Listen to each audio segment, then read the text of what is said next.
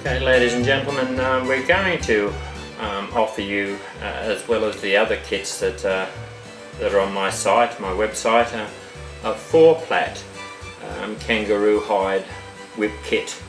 Now, 4-plait is a very easy plait. It's called a 4-plait herringbone. As in all the whip kits in kangaroo hide, they are offered in 2-tone only, and that's for strand identification. So I'll explain that as we plait the whip up. This particular whip we're going to do in red and black, but the colour selections are on the website. But the kits are offered in 2-tone only in kangaroo hide, predominantly for strand identification. We have developed up a system of bellies for the kangaroo hide whip. Now, the bellies are the foundation of the whip, the part within the whip internal that you don't see. This is a red hide belly with a keeper section cut in it at 2 fingers. I'll show you how that works shortly. This is red hide. It's from beef cattle, and all of the bellies, or all of the whip falls. This is the fall of the whip, and I'll explain this later. This is what attaches to the end of the plait, are from red hide in every whip that I build, whether they be in a kit or whether I build it myself and send it out to you. This particular type of leather is called vegetable split or vegetable tan split. Now, here is the vegetable tan split here, rolled. It has a memory. It is the internal side of the red hide, and the term split comes because it's split from the red hide during the tanning process, and it goes through a slightly different process. But being internal to the beast, it has a memory. So whichever way I choose to form this, it will keep that formation, it will stay. So I'm able to round this off. As you see, it comes in flat and round. It has a keeper in it as well. So we've been able to offer whip kits in kangaroo hide simply because we've spent some years scratching our head thinking, how can we present a kangaroo hide whip with the necessary bellies so that you at home and you can take it on as a project and end up with a successful outcome, a good whip. And we've been able to do this with this system of bellies. These 2 bellies join together, one internal to the other, and I'll show you that once we get to the plaiting stand. As always, the stock, this is not a handle, it's a stock, and the whip got its name, stock whip, stock as in rifle, with whip that attaches. The stock of the whip in every kit that I offer is built because it allows me here in my workshop to control the load and the balance of the whip. Now, by controlling the load and the balance of the whip, it means you as the platter are going to end up with a good result. I couldn't put whip kits out if I didn't think you were going to end up with a result. So this is an 8-plait kangaroo hide handle, and it is balanced. It's loaded, so you can see it should be halfway through, but it's loaded, it's wound here, and it allows the weighted feel of the whip by loading the handle or the stock. It allows the weighted feel of the whip to be placed in the palm of your hand. That's what we mean by loaded and balanced. It's a superior world-class type whip where you can have the feel of the whip in the palm of your hand. It gives you much greater control. And indeed, wherever you point your thumb down the stock of the whip, the end of the whip, the tail of the whip, the fall of the whip and cracker will crack. This is the cracker. It's supplied. There's several crackers that come with the kit. We supply enough so you don't have to worry for some years to come with each of the kits. There's also some flick or load that's supplied with the kit, and I'll explain how that goes in It goes in on top of the belly at a certain point within the whip, and it'll come in the colour that you order the whip in. And off colour in the kit is just a piece of kangaroo skin, just cut in a lace, so that you can roll the belly before you get started, because when we send you the belly in the kit, it needs to be packaged, so we fold it up and we need you to roll it out. So an off colour for easy identification is your rolling strand. Okay, that's what's also in the kit, is enough conditioner or enough slippage, fat if you like, or conditioner to condition the whip up, provide slippage, and a keeper holder.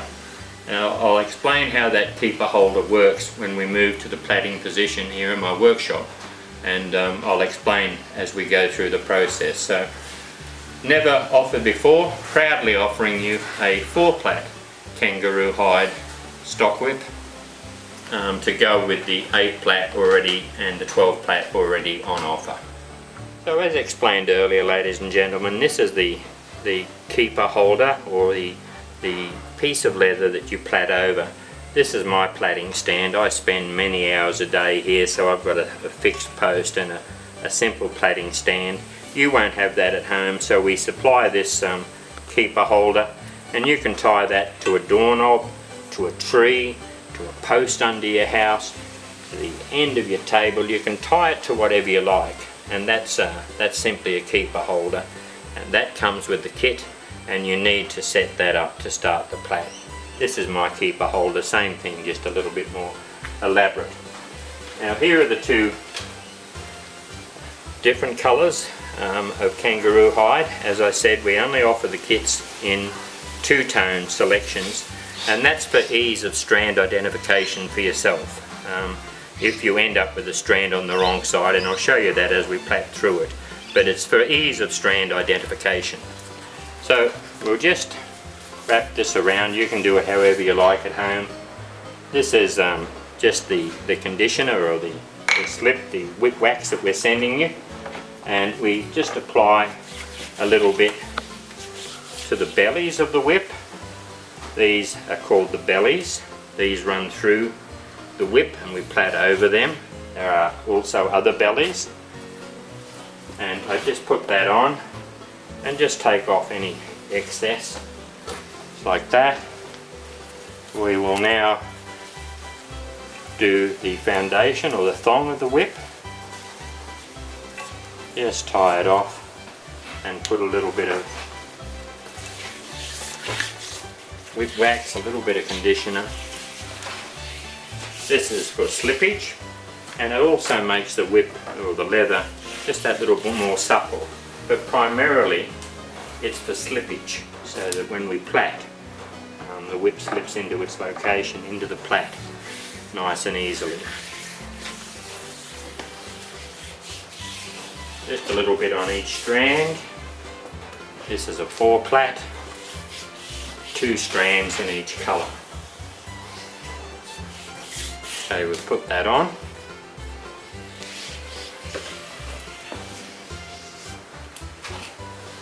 And what we're going to do now is go and have a cup of tea, and just give that 10 minutes just to, so the leather sucks it in. Leather loves condition, and it'll suck it in. Before we go and have the cup of tea, give it 10 minutes, I want to explain these pieces here. I haven't been errant with a knife. They're my plaiting fingers, and the edge of the leather will can cut, just like a paper cut.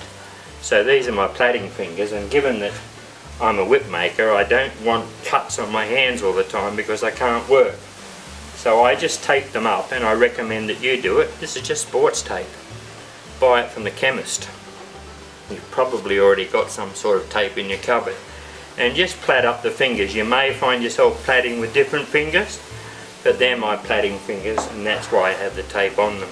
It also allows me to grip a little bit tighter, but primarily it stops me gripping in incorrectly and putting the paper cut on. Okay, so ladies and gentlemen, here's the system of bellies that will be sent to you, and they'll be folded up like this in the parcel or in the kit that you receive.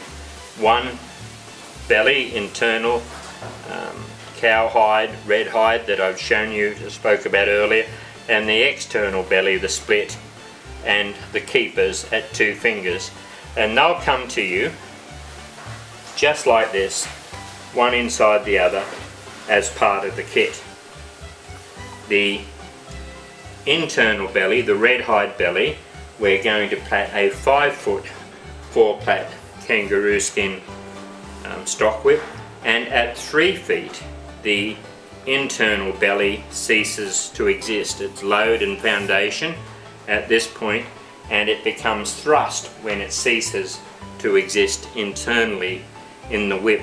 And of course a 6-foot kit will cease to exist at 4 foot, and a 4-foot kit will cease to exist at 2 feet. So these kits will be offered in 4, 5 and 6 feet. So we spoke earlier of the off-colour piece of kangaroo strand, and that's in the kit for a specific reason, because it's been folded up and sent around the world to you. We just need to fat this up, moisten it up with some fat. All leathers love fat. It's like having a glass of beautiful cold water to the leather. Fat is just the most wonderful thing. Around twice and just roll it up and down. And you're rounding it off. You're taking any kinks out of it that may exist in this foundation, in the belly, because of the parceling, and getting it to you wherever you are in the world. So there you are now. You've got a nicely shaped belly. You can see the whip shape already in it. We're taking it off. I've just got it on a hook. You can even do that and roll it on your keeper holder, which is supplied with the kit. There's the keeper holder. There's the kit put on it, just like that. And you would face this to your left hand as opposed to facing it to your right hand. One can demonstratively see the difference. So you would face to your left hand and put it on, and then just run your hand down it, and you can already see the basic whip shape. And kangaroo hide is the most marvellous leather. The kangaroo whips are sought worldwide, primarily because it's the strongest leather there is. There is not a stronger leather weight for weight than kangaroo hide, and it makes for the most superb whip. And in a 4-plait kangaroo hide, it's a very wide cut. So this is a whip that you'll have for life. Men and women here in Australia use them for yard work because of the lovely wide cut. It's just a most marvellous leather, and indeed known worldwide as the king of all the leather types, for whips in particular. Okay, so as I said earlier, we're presenting and offering the whip kits in 2-tone only, and that's because of strand identification. So the way we do this is very simple. One strand goes inside the other, just like that. So you've got same colour this side, black, same colour this side, red, or whatever colour selection you make. So if you end up with a red strand on your right hand side, then of course you know you make a mistake. That's why we're offering it in the 2-tone only, so that you have at all times during the plaiting process the same colour strand in each hand. We form the keeper. These 2 bellies hang down. Very simple. They're the bellies there. They become part of this foundation and this belly, and the plait begins from the top right hand side through the centre of the 2 strands on the opposite side, the red strands, back to the bottom location, and then from the left, the top strand, the red strand, through the center of the 2 black strands and back to the bottom location left. From the top location right, through the center of the 2 red, back to the bottom location on the right hand side.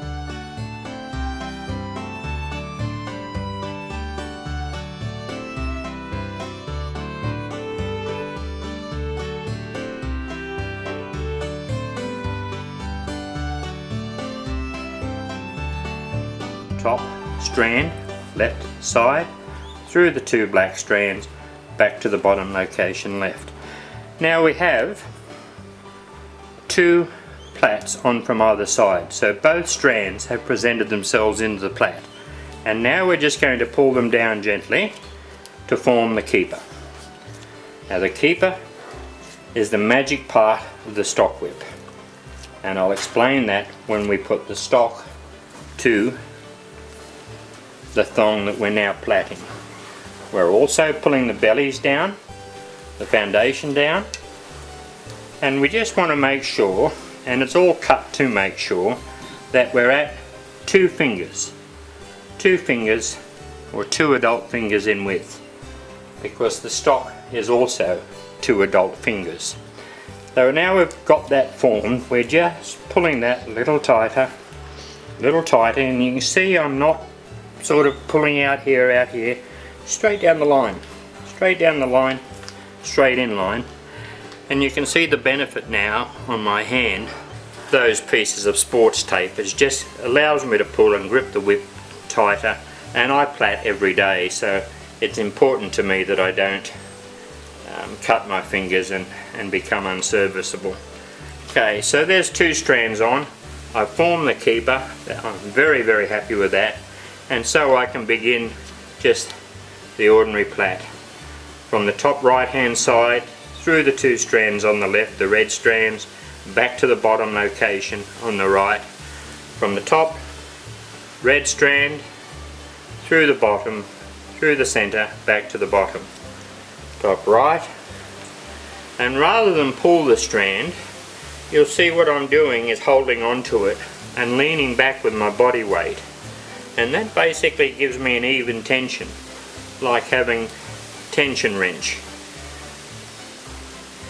Now this is a herringbone 4 plait. It's a very simple plait, but it's from kangaroo skin, so it's going to make a superb whip.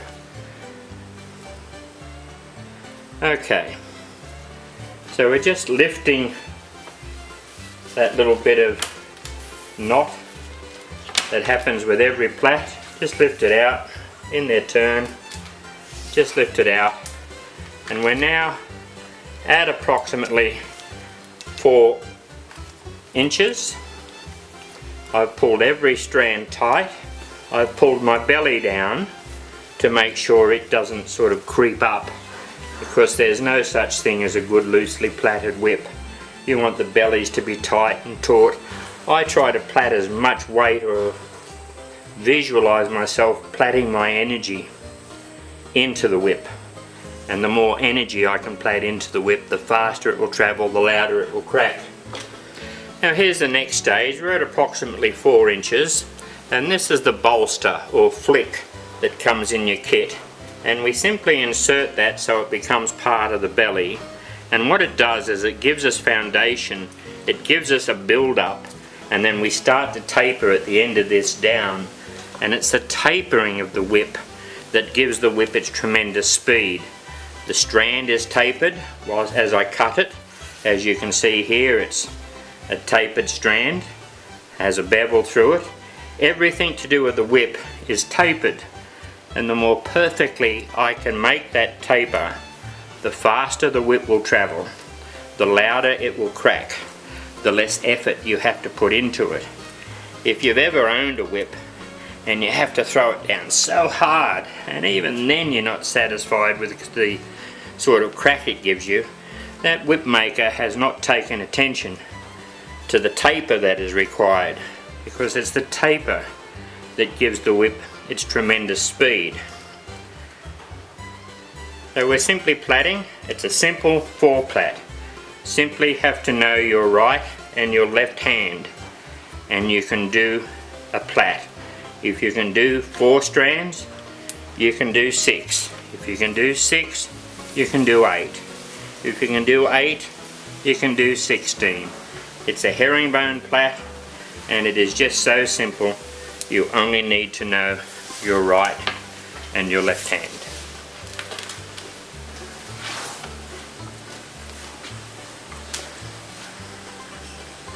So this bolster or flick is about to run out, and it just ceases to exist in the whip. But what it does is it gives the whip form. You're a little narrower here, you're coming up a little heavier, and now we're coming off the bolster and we've got something to taper down from. It's also called flick. I call it flick because it adds to the speed of the whip. And as I get down from over this, I'll show you exactly what I mean. These bellies we just keep on top of the other bellies. These are just the end of the strand so that there's plenty holding those keepers together. Okay, we're off that bolster or flick now. I'll just centre those 2 up. These are my pliers, and I just use them to grip the strand and pull it down tight so that everything is taut, everything is under tension. The more tension I can put the whip under, the more of my energy I can lock into it. The louder, the faster it will travel, and the louder it will crack. Our whips travel faster than Mr. Boeing builds his aircraft. So if Mr. Boeing didn't have the right procedures and measurements on his aircraft, you and I wouldn't get on it. Well, it's the same thing with the whip. If the tapering isn't right, if it's not built right, it won't last. You'll have to throw it down so hard you'll wreck the whip. You won't get a satisfactory crack. All because the tapering and the mathematics and the measurements weren't taken care of. Okay, we're over that flick now, or the bolster, the build, and the benefit of it is when you throw the whip out, there's a stock attached here.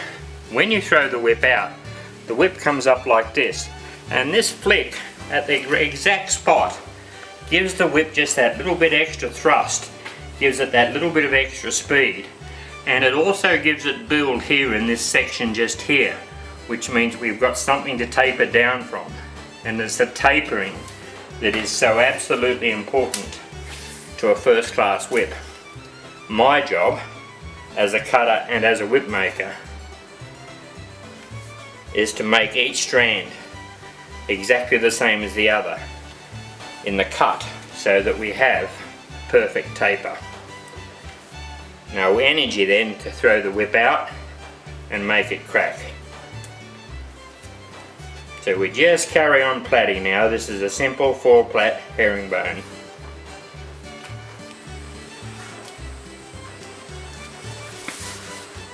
Just undoing a little tangle down there at my feet, just one strand at a time. They just lift out.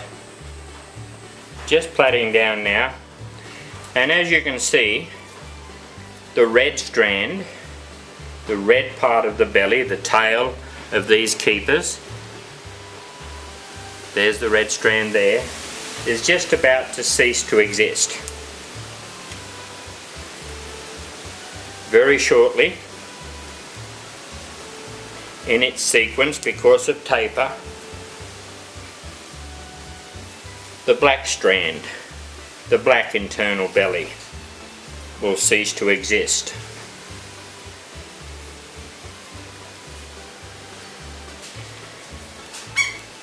You really won't have to worry about the measurements on those because they'll be cut for you in the kit that's provided, so that all you've got to do is follow these directions in the plaiting. Anybody can 4-plait.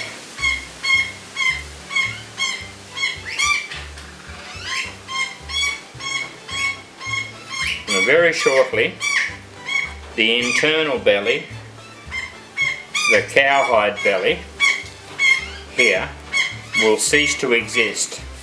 It's load at the moment. It's internal belly and it's also load. So as you throw the whip up, as I've just shown you, once this load ceases, it ceases here with that internal belly, not a lot of load, but load, and then the black strand ceased, and then this internal belly will cease to exist, and the whip's coming towards its last 2 feet. We're almost at the 3 foot mark now, and as I said, we're building a 5 foot whip. I'm offering these kits in 4 foot, 5 foot and 6 foot. The strand is also tapering down. We're getting narrower in the strand, much narrower here than we are back up here. So it's my job as the cutter to present you with a kit that you'll end up with a nice successful result.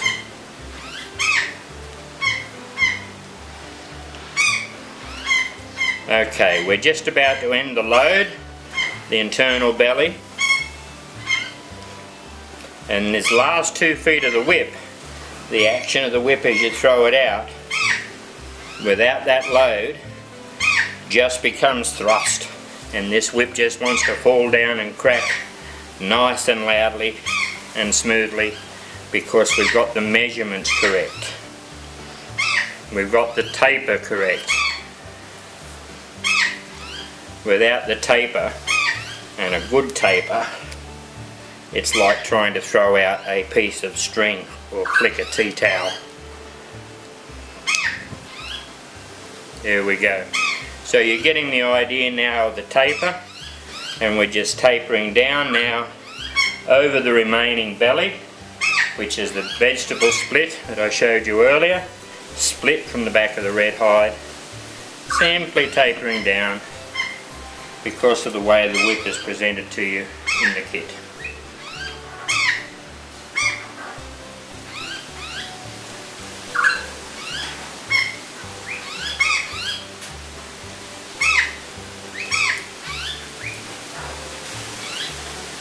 Now you don't have to plait this up in one project, and you'll never be as fast a platter as I am because, you know, I'm a professional whip maker. This is what I do for a living. Don't ask me to be a mechanic, I'm not, I'm a whip maker. But I just want to show you something. You don't have to finish this project in one sitting. You can take a week to do it if you like. The last strand you put through, this red strand, will hold them all. So if you want to go away, go to the toilet, answer the phone, answer the door, go to work, you can just simply put it down, go away, do what you have to do, come back the next day or the day after or when you're ready, pick it up, undo that last strand and continue on and finish your project. I've had reports from people who have bought my whip kits and they're on Nimitz class, US government aircraft carriers, troops in Iraq, and they're on call out or having to do things all the time, so they just take these kits on as a project. People in Alaska are buying the kits and all over the world for all different reasons, just as a hobby. Granddads are buying them to take the kids back to the past, back to their own childhood. So you know, I supply whips for a myriad of reasons. I supply opera houses around the world. I supply entertainers, people who entertain with whips, reenactors, whip champions, men and women who use them to move stock, men and women who use them on horseback in Africa, on safaris, the myriad of reasons. Campers in the northern hemisphere where there's bear problems and things like that quite often will carry a whip for the crack. It's the same crack as a rifle, so it's that give me your attention, the fight or flight alarm to an animal. And much better to crack the whip than to let a shot off. So I'm very, very proud of the whip kits and the myriad of reasons they're being used around the world. In particular, our own Australian troops were buying them to serve and do away with a lot of that downtime in Iraq and in Afghanistan. And a lot of our Australian troops are country boys and girls, and they were just buying the kits and putting them together for something to do, something that reminded them of home. But there's all the reasons that you might want to whip a farmer, working from the saddle, working from foot. The ideal tool for making cattle move forward or for keeping things at a distance. Coming up now to our mark, and as you can see we've got just a lovely tapering down from up here. Beautiful taper, I'm very happy with that.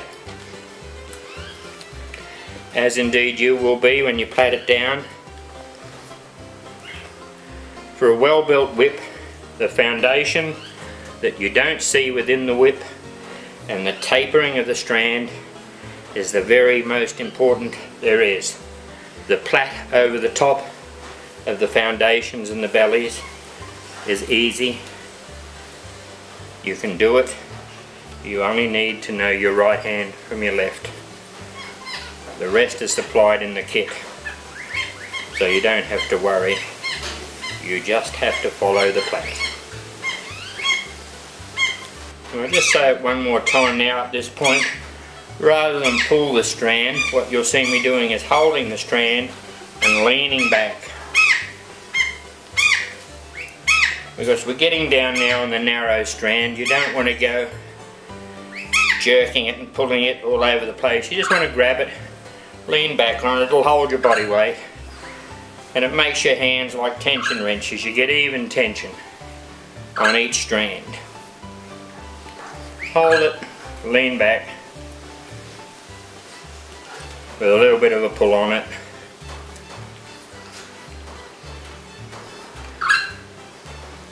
Direct it so you're pulling nice and even straight down the line.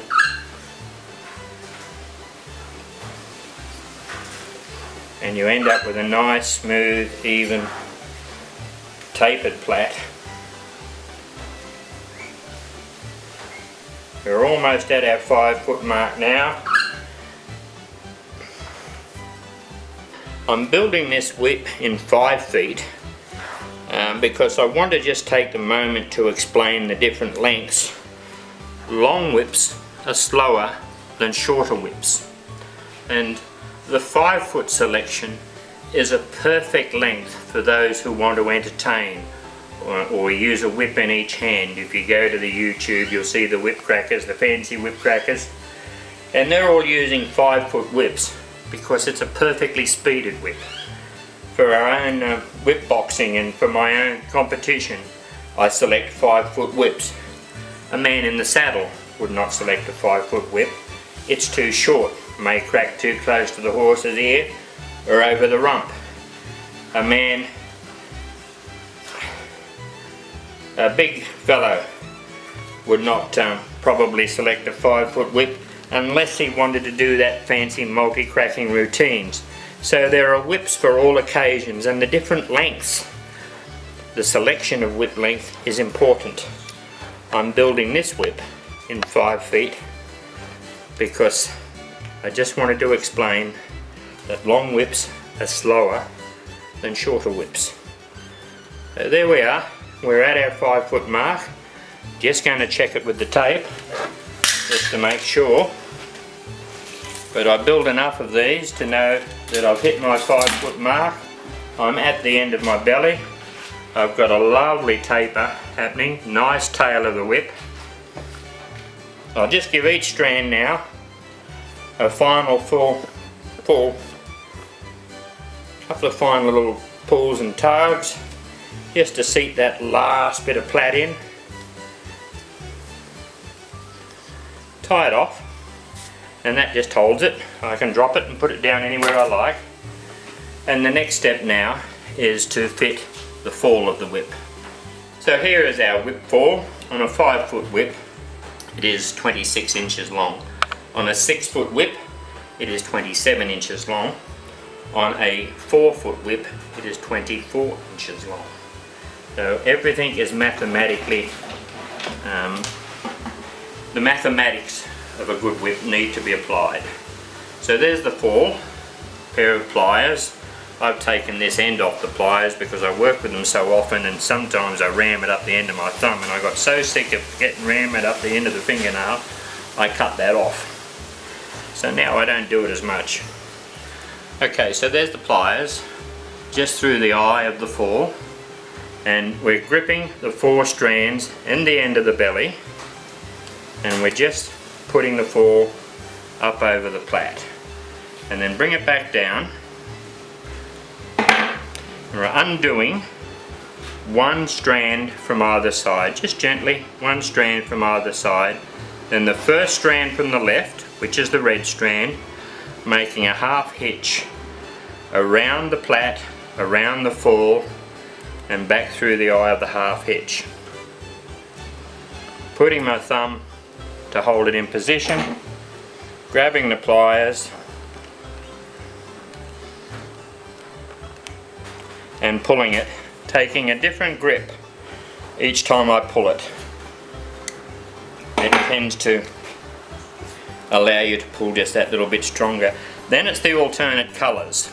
Now they just present themselves. As you can see, the black now presents itself.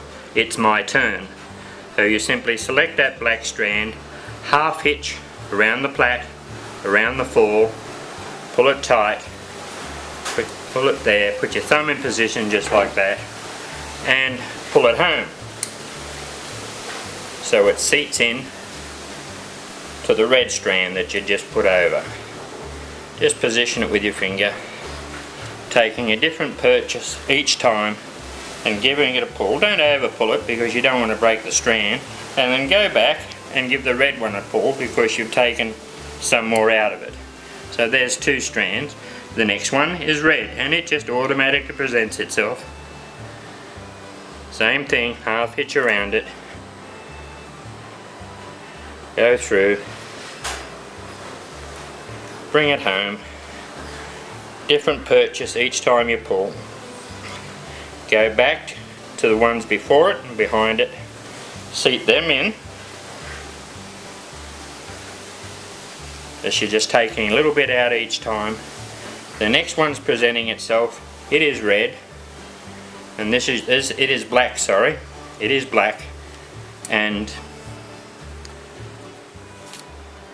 just bringing it through, and there's the 4 strands that you've used to do this plait, to do this thong and this whip. There's the 4 strands secured. Going back, just a little bit out of each one again. You will take a bit out of each one as you go back and pull it. Now we're just going to proceed by putting a few more over it. And the reason for this is the only expendable part of this whip. There are 2 expendable parts, the fall and the cracker that I'm going to put on in a moment. When it comes time, in some years' time, to put a new fall on, given that you've made your own whip, you will know how to put the fall on. You can either undo this and put your new fall on, or if this strand is undamaged, you can cut the fall off and pull it back out this way towards me, up the strand, pull it back out, and being leather, the channel will remain, and you just feed the next fall down through it and pull it home.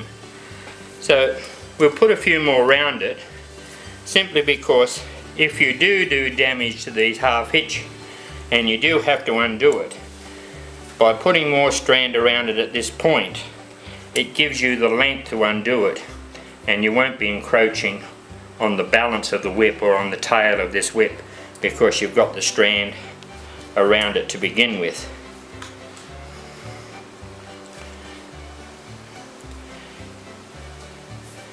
Okay, this is the last strand we need to put around it. We started with on the red, 1, 2, 3, 4, 5, 6, 7, 1, 1, 2, 3, 4, 5, 6, 7. And we're happy with that because that will give plenty for the future when required. Pull that one down, go back, put some load on that one, put some load on that one, and some load on that one, and there we are. So there's the final strand that we put through. We're just going to turn that the right side up. As you can see, there is an inside and the shiny part is the outside. And to hold that all in place to make it all part of the one, we just slip this last strand up through the eye of the fall, just like that. Hold him tight, wrap your hand around it and pull that home nice and tight. Grab your pliers, give that final bit of a tug on that strand, and as you can see, everything now is taut, everything is part of the one. We'll just trim this off, just like that. We'll trim this off at about 1 inch, and should have about 1 inch of fall hanging through. Sometimes you might have a little bit more, but around about that mark. And there's your project, your whip, done and plaited. And of course, to take it off, the keeper holder is just a matter of undoing it. The one we send you, just undo the string, take it off, and there's your project, or major part of the project, plaited. We're just going to seat it in now by using a block of timber. Just a simple block of timber. That's my block. You can get a block of any size or any shape you like. Put your thong or your whip down on a hard surface, on a cement floor, or out on the footpath, or something like a hard surface like a cement floor. Make a noise if you're old like me getting down, and you start to roll the whip. If you're right-handed, as I am, you would come from this side, but if you're left-handed, you would come from this side. So it really doesn't matter. With my left hand, I'm going to roll the whip like that, and if the man with the camera will focus down there on the fall, you'll see it jumping around like a bucking horse at the moment, all over the place, because it's just not rolled in. And we'll do it again, and you'll see it starting to roll on itself now. And this whip's going to be beautiful. It's going to be absolutely accurate. Wherever you point your thumb, the cracker on the whip will hit. So it's rolling on itself now, nicely. We're just rolling down it. Okay, so there's the whip, nicely rolled, nicely plaited, nice and taut. Everything's done, everything's turned out exactly the way you wanted it to. The next step, of course, is to attach the stock.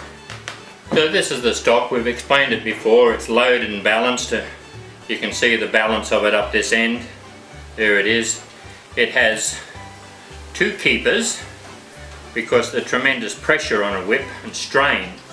The whip, to break the sound barrier in its own length, has tremendous forces on it. So there are 2 keepers on a good whip. There are always 2 keepers. The keeper is folded in half, just like that. It'll come to you in the kit, folded just like that in half, which really means you've got 4 keepers, plenty of strength there. There's no way that'll ever break. We take the internal and the external belly and we put the pliers through it, and we've got 2 other keepers. So this is a keeper, you can see the slot in it. The veg split is a keeper, and the other 2 keepers are the tail of the whip that we plaited through. And we're just going to attach now the same way we attach the fall. Squeezing, pulling the stock in through the plait or the keeper on the whip, sorting it out a bit, separating the black and red, and to join them together now, just through the fall, with the fall through the folded side of the keeper and simply put this through.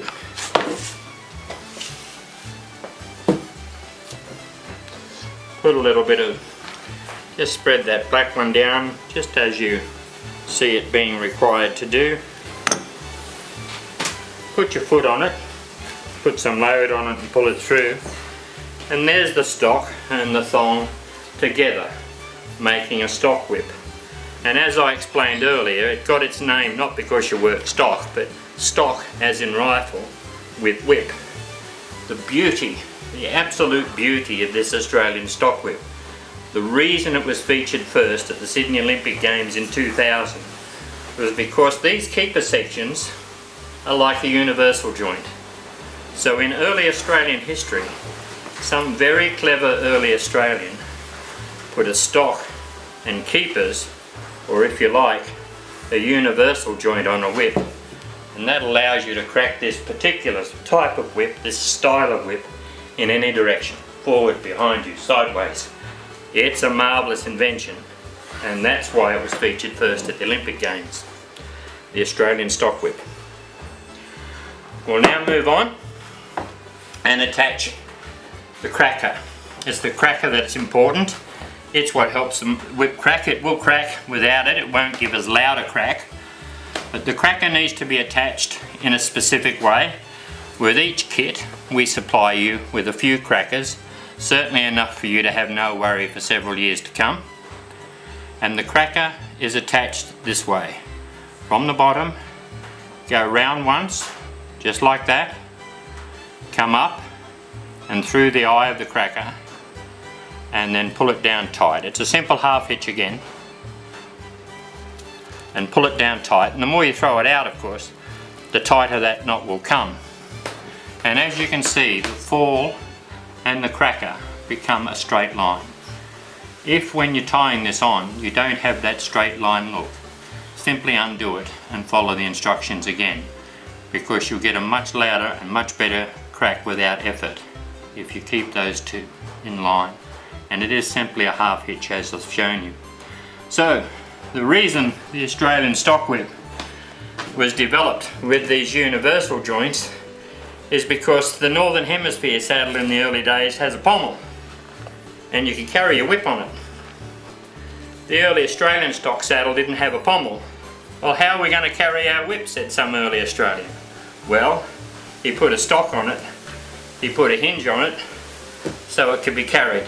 So let's carry this whip outside now, this whip that was featured first at the Olympics, and let's make it crack.